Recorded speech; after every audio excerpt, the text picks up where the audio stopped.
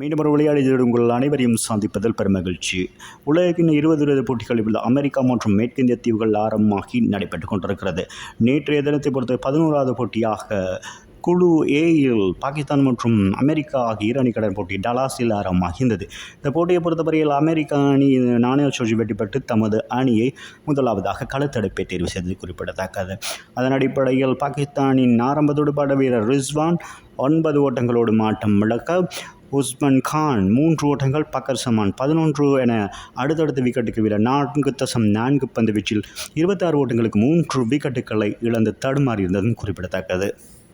அதன் பின்னதாக ஒரு சிறந்த இணைப்பாட்டம் தேவை என்ற அடிப்படை 4வது விக்கெட்டுக்காக சதாப் கான் மற்றும் பாபர் அசாம் ஆகிய இருவரும் ஆடுகளம் நுழைந்து சிறப்பான ஒரு இணைப்பாட்டத்தினை வழங்கியிருந்தார்கள். இவர்கள் 4வது விக்கெட்டுக்காக 48 பந்துகளில் 72 ஓட்டங்கள் இணைப்பாட்டம் பெற்றிருந்ததும் குறிப்பிடத்தக்கது. இதில் பாபர் அசாம் 43 பந்துகளில் 4 ஓட்டம் 3, 6 ஓட்டங்கள் 2 அடங்கலாக 44 ஓட்டங்களை மிகவும் நிதானமாக பெற்றுக் கொடுத்து ஆட்டம் இழந்திருந்தார்.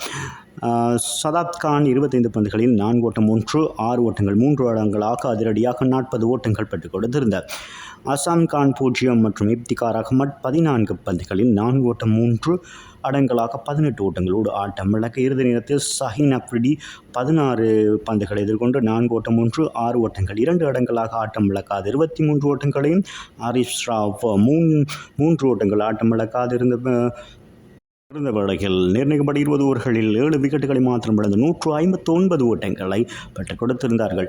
ஆகவே பந்து வீச்சு பதவியில் நோஸ்துஸ் கேன்ஜி 4 ஓவர்களில் 30 ஓட்டங்களுக்கு 3 விக்கெட்டுகளையும், நெட்வர்க்கர் 4 பந்து ஓவர்களில் 28 ஓட்டங்களுக்கு 2 விக்கெட்டுகளையும் மற்றும் அலிகான் மற்றும் ஜஸ்தீப் சிங் தலா 1 விக்கெட்டுகளையும் வீழ்த்திருந்தது குறிப்பிடத்தக்கதாகவே 160 என்ற இலக்கை நோக்கி தோல்படுத்தாடிய அமெரிக்க அணிக்கு ஆரம்பம் ஒரு சிறப்பான இணைப்பாட்டம் தேவை என்ற அடிப்படையில் ஸ்டீவன் மற்றும் மோனாக் பட்டேல் அணியின் தலைவர் ஆகிய இருவருக்கு இடையில் முதலாவது விக்கெட்டுக்காக 36 ஓட்டம் பெறப்பட்ட நிலையில் ஸ்டீவன் 12 ஓட்டங்களோடு ஆட்டம் இழந்து வெளியேறியிருந்தார்.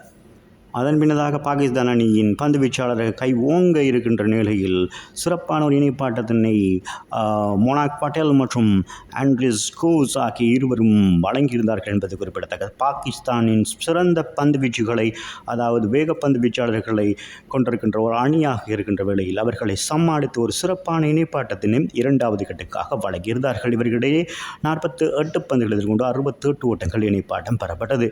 இதில் ஆண்ட்ரிஸ் கோஸ் 26 பந்துகள் 4 ஓட்டங்கள் 3, 6 ஓட்டம் 3 அடங்கல 35 ஓட்டங்களை பெற்று ஆட்டம் இழந்திருந்தார்.